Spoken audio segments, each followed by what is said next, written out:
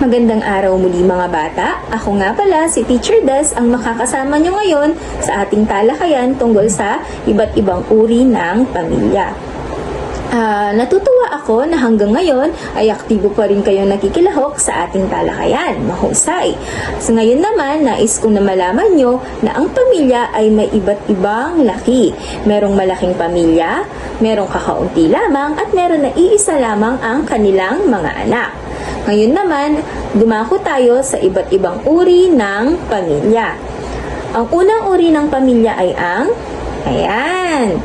ito ay ang two-parent family. Ito ay binubuo ng nanay at tatay na kung saan ay ginaguide nila ang kanilang mga anak tungkol sa mga mamabuting asal na ating dapat matutunan.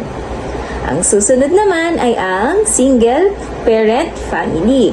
Dito naman ay iisa lamang ang gumagabay sa kanilang mga anak sa loob ng tahanan. Maaaring si nanay, si tatay, pwede rin naman minsan na si lolo at lola, tito at tita ang kasama natin sa loob ng bahay. Ang susunod naman ay ang extended family. Tulad nga ng sinabi natin kanina, mga bata, na ang extended family ay kasama natin sa loob ng tahanan si lolo, lola, tito, tita, at mga pinsan. Ayan, napakahusay. Maraming salamat sa inyong pakikinig.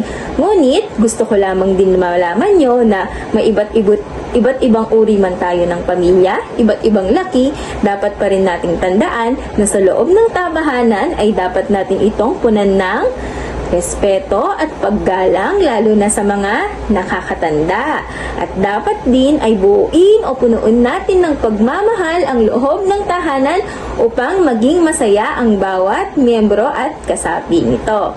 Yan lamang mga bata. Maraming salamat!